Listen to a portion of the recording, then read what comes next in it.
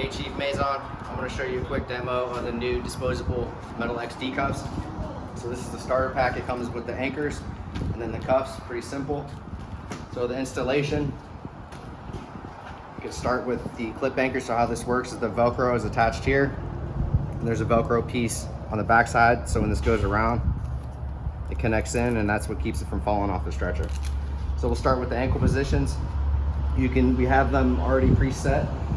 Save some time here. They can either go on the foot lift section, or we can go on the lift bar section here. I'll show you how this one's applied.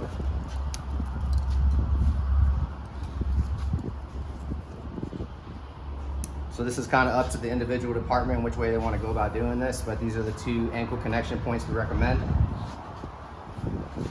The left wrist position is located here on the foot lift section on the right side or the left side.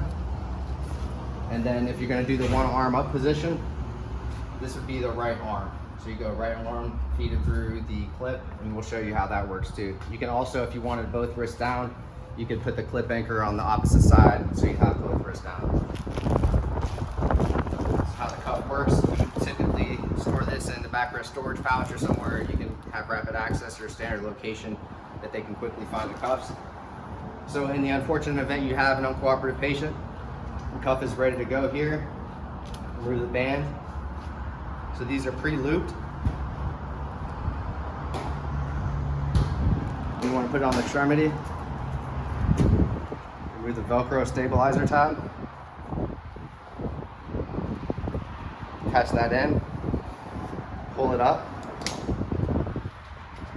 So if this is on the left wrist, how you would apply the left wrist position, you would come through the expandable patient surface, find the clip anchor, clip it in, and then cinch it up. I know I have it on my right wrist, but this is, imagine my left wrist being here, that would be the left wrist position.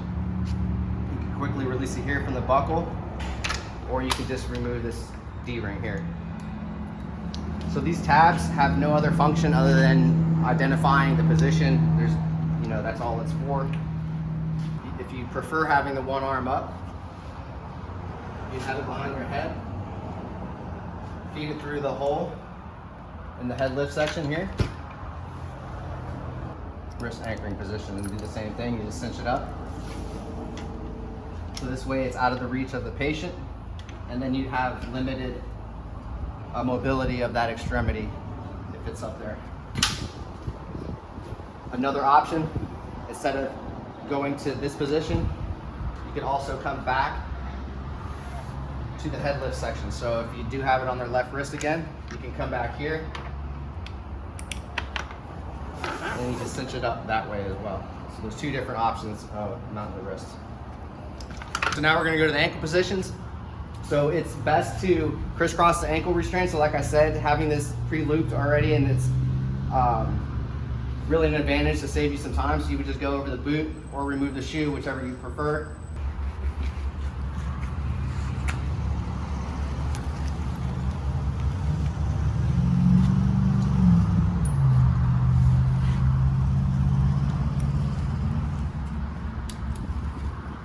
So again, you can either go to that lift bar, or you go to the foot lift, cinch it up.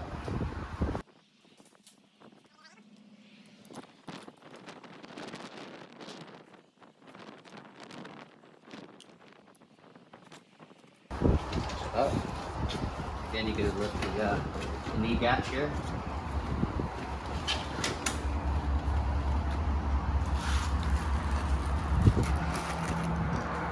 Now we'll do the left wrist. Obviously, you want to remove the watch or any jewelry when restraining somebody.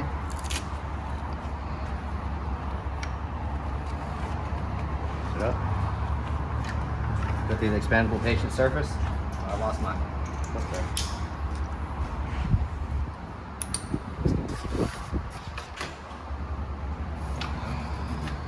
Good thing about putting it through the expandable patient surface is it allows any lateral motion of the left wrist. It doesn't have to go through there, but it does limit any sideways motion of that wrist. Which is the right wrist.